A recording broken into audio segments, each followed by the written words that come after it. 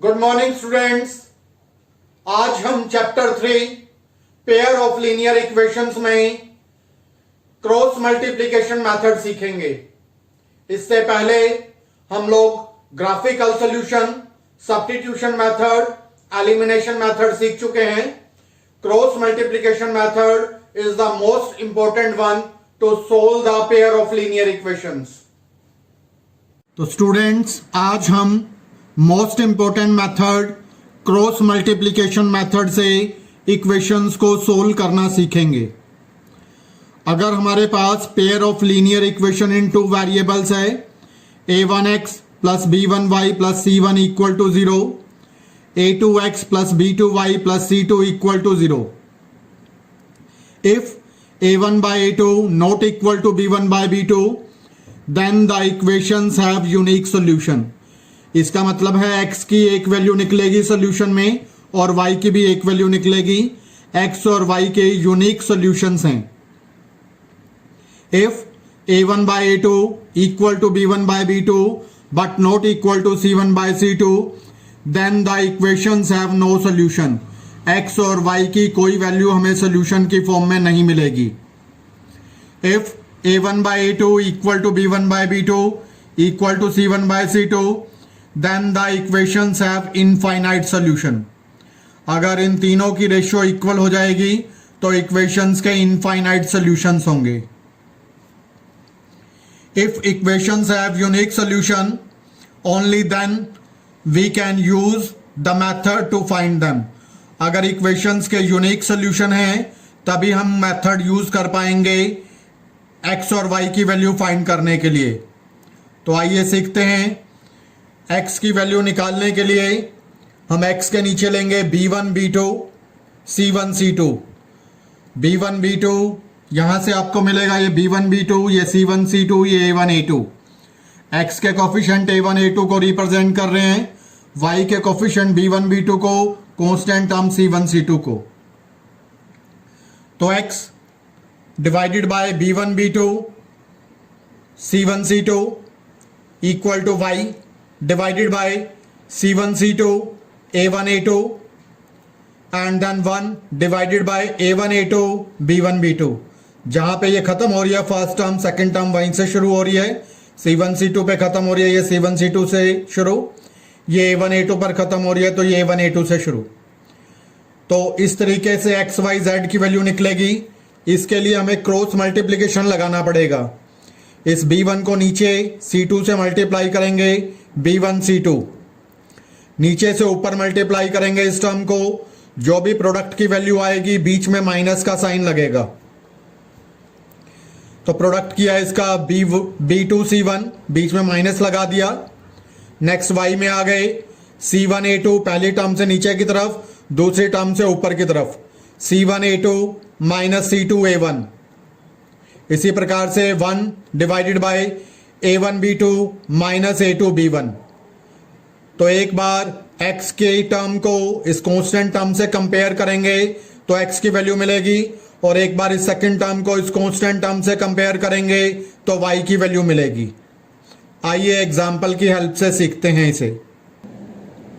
Which term of the following pair of linear equations have unique solution, no solution or infinite many solution?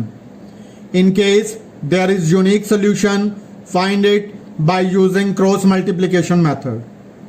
तो first question लिया हमने, x minus 3y minus 3 equal to 0, 3x minus 9y minus 2 equal to 0। तो यहाँ पर हमने value ली, a1 की value हो गई 1, b1 की वैल्यू हो गई माइनस 3, c1 की value minus 3।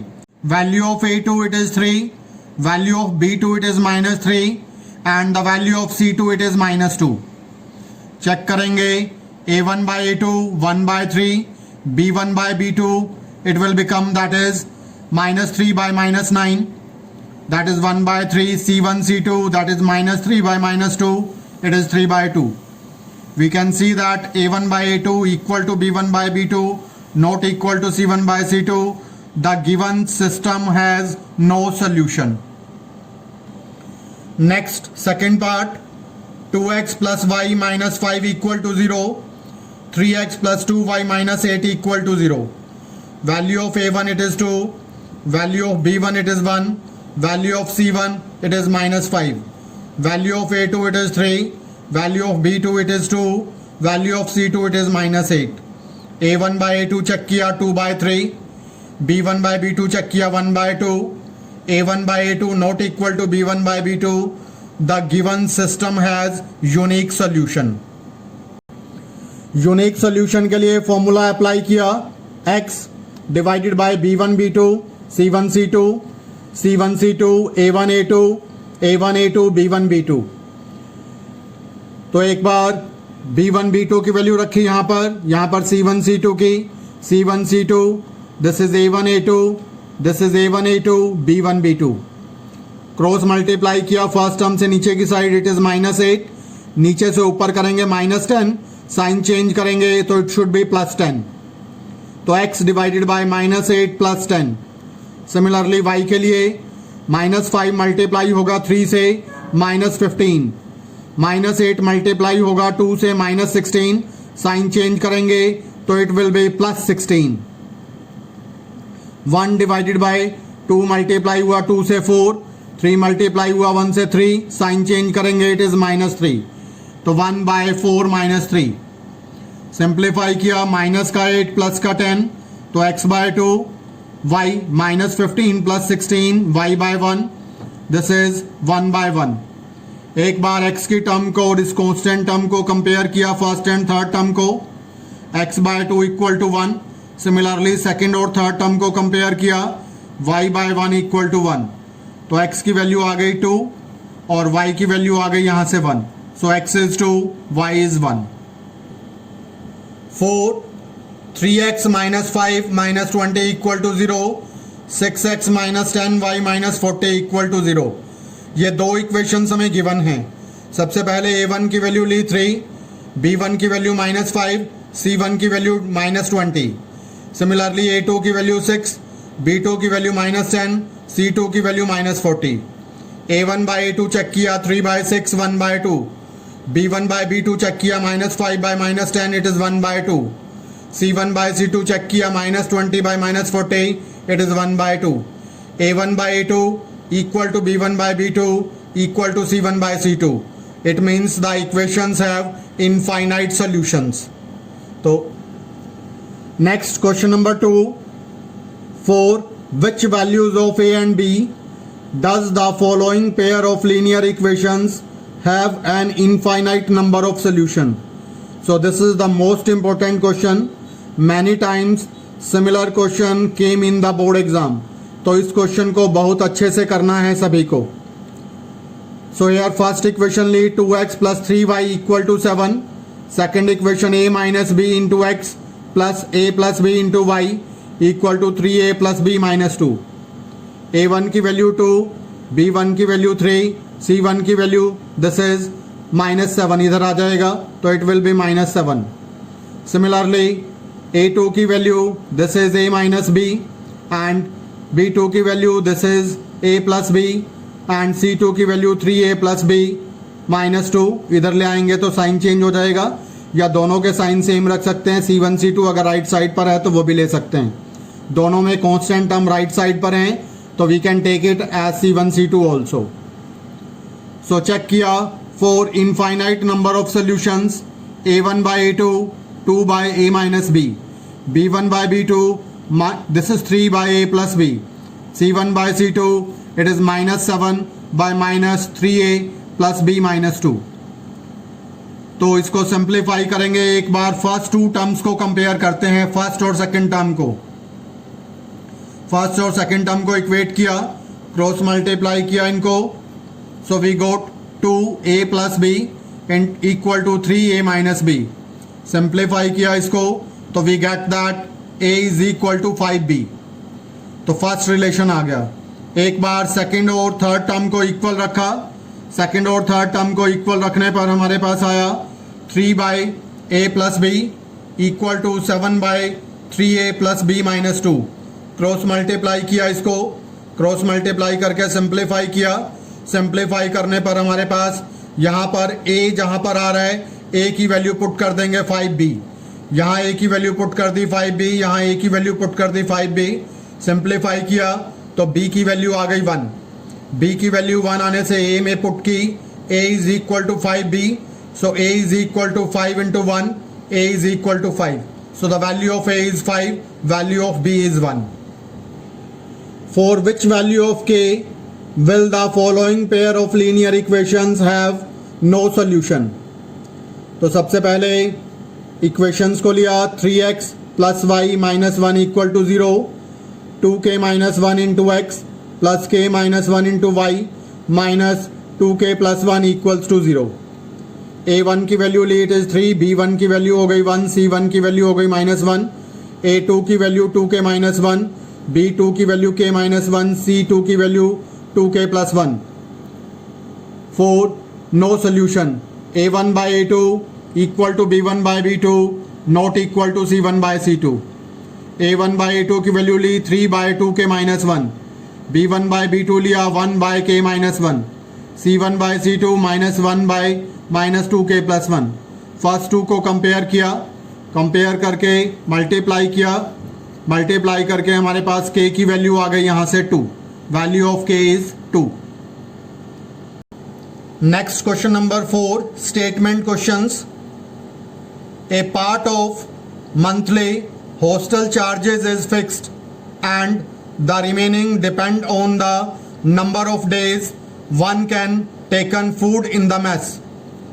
When a student A takes food for 20 days, she has to pay rupees 1000 as hostel charges and the charges, whereas the student B who has take food for 26 days pays the hostel charges 1180 as the hostel charges. Find the fixed charge and the cost of the food per day. तो student ए hostel में 20 दिन के लिए रहा, उसने 20 दिन maths का use किया, और स्टूडेंट बी जो है 26 डेज हॉस्टल में रहा, उसने 26 डेज मैथ्स का यूज किया. तो सबसे पहले एक तो हॉस्टल के फिक्स चार्जेस होंगे और एक per day charge for food. तो let the fixed charge is rupees x and the charges of food per day it is rupees y. For student a number of days are 20. तो cost of food for 20 days it becomes 20 y. According to the first condition, एक तो fix charge लगा x rupees और 20 days के लिए 20 days के food के charges plus 20 y. The total cost is equal to rupees 1000. So x plus 20 y equal to 1000. This is equation 1. 4. Student B, number of days it is 26. Cost of food for 26 days it is 26 y. According to second condition, एक तो fix charge लगा x rupees और एक 26 days के लिए food charges लगे 26 y. x plus 26 y equal to 1180. तो this is equation number 2. दो इक्वेशंस हो गई, equation 1 and equation 2. By any of the method we will solve them. चाहे आप सब्स्टिट्यूशन मेथड से करो, चाहे एलिमिनेशन मेथड से, चाहे क्रॉस मल्टीप्लिकेशन मेथड से.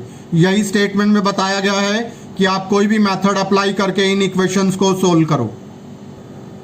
A fraction becomes 1/3 when 1 is subtracted from the numerator and it becomes 1/4 when 8 is added to its denominator. Find the fraction. तो एक फ्रैक्शन के न्यूमरेटर में से अगर 1 सब्ट्रैक्ट कर दिया जाए तो फ्रैक्शन की वैल्यू हो जाती है 1/3, और अगर इसमें 8 ऐड कर दिया जाए डिनोमिनेटर में तो फ्रैक्शन की वैल्यू हो जाती है 1/4. तो फ्रैक्शन की वैल्यू फाइंड करो. Let the numerator is x, let the denominator is y, fraction is x by y. तो पहली कंडीशन लगाई, numerator -1 by denominator it is equal to 1/3. Numerator लिया x -1 by y equal to 1/3. Multiply कर लिया terms को, तो we get this is 3x - 3 equal to y, 3x - y - 3 equal to 0. This is equation 1. Second condition apply करेंगे, numerator divided by denominator and this is +8, denominator में 8 add किया तो fraction is equal to 1/4, x divided by y +8 equal to 1/4, cross multiply कर लिया इसको, 4x equal to y +8, 4x minus y minus 8 equal to 0, this is equation 2। Equation 1 and 2 को solve करेंगे by using any algebraic method. Next is Yash scored 40 marks in a test, getting 3 marks each for right answer and losing 1 mark each for that is wrong answer. Had 4 marks been awarded for each correct answer and 2 marks deducted from each incorrect answer, then Yash would have been scored 50 marks. How many questions were there in the test? तो statement में ये बताया गया, अगर हर right answer के लिए 3 mark दिए जाएं और हर रॉन्ग आंसर के 1 मार्क डिडक्ट किया जाए तो यश को टेस्ट में 40 नंबर मिले। और दूसरी कंडीशन में बताया गया कि अगर एक राइट आंसर के 4 मार्क्स दिए जाएं और रॉन्ग आंसर के 2 मार्क्स काटे जाएं तो यश को टोटल 50 नंबर मिले। तो हमें यह बताना है टोटल नंबर ऑफ क्वेश्चंस कितने हैं इस टेस्ट में। तो let the number of correct answers it is x, let the number of wrong answer it is y। तो पहली कंडीशन, एक करेक्ट आंसर के लिए 3 मार्क्स तो x करेक्ट आंसर के लिए 3x, एक रॉन्ग आंसर के लिए -1 तो y रॉन्ग आंसर के लिए it will become -y, 3x minus y equal to 40। Minus क्यों लिया? क्योंकि मार्क्स डिडक्ट हो रहा है, इसलिए हमें नेगेटिव लेना है। तो राइट आंसर के लिए 3, रॉन्ग आंसर के लिए -1, तो 3x minus y equal to 40। Similarly दूसरी कंडीशन के लिए राइट आंसर के लिए 4 मार्क्स तो इट बिकम्स 4x, और रॉन्ग आंसर के लिए -2 so it is -2y equal to 50। दो इक्वेशंस आ गई। एक्स वाई के लिए सोल्व करेंगे by using any algebraic method. Places A and B are 100 km apart on a highway. One can start from point A and the another from B at the same time. If the cars travel in the same direction at the different speed, they meet in 5 hours. If they travel in the same opposite direction, they meet in 1 hour. तो what are the speeds of these two cars? तो इस statement में हमें बताया गया एक car start होती है A से और दूसरी स्टार्ट होती है B से। अगर दोनों सेम डायरेक्शन में ट्रैवल करें तो ये एक पॉइंट C पर जाकर मिलती हैं 5 घंटे के बाद। जो पहली कार है उसकी स्पीड मान ली, let the speed of the car we start from A, it is x km/h. Let the speed of the car we start from B, it is y km/h. 5 घंटे में पहली कार ने distance travel किया 5x, दूसरी car ने travel किया 5y, और हमें कंडीशन दी गई है इनके बीच का ये जो 100 किलोमीटर का डिफरेंस है ये कवर हो जाता है, दोनों C पॉइंट पर मिलती हैं।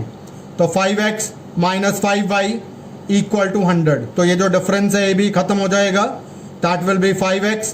A से C तक डिस्टेंस कवर किया 5 घंटे में, इट इज 5x। B से C तक इट इज 5y। तो AC माइनस BC किया तो AB आ गया, यानी कि 100। तो पहली कंडीशन बनी 5x minus 5y equal to 100। Now the second condition, अगर दोनों अपोजिट डायरेक्शन में चलती हैं, A चलती है B की तरफ और B की कार चलती है A की तरफ, तो 1 घंटे में दोनों मीट करेंगी। तो A की कार ने ट्रैवल किया x किलोमीटर, B की कार ने ट्रैवल किया 1 घंटे में y किलोमीटर, तो this will become it is x plus y equal to 100। तो दोनों ने मिलकर 100 किलोमीटर का डिस्टेंस ट्रैवल किया 1 घंटे के अंदर। तो सेकंड इक्वेशन बनी x plus y equal to 100। First को 5 से डिवाइड कर लेंगे तो x minus y equal to 20, दो इक्वेशन हो गई, किसी भी अलजेब्रिक मेथड से सोल्व करेंगे। Next, the last question of the exercise, the area of the rectangle get reduced by a 9 square unit if the length is reduced by 5 unit and the breadth by the 2 unit. The area increases by 67 square units. Find the dimensions of the rectangle.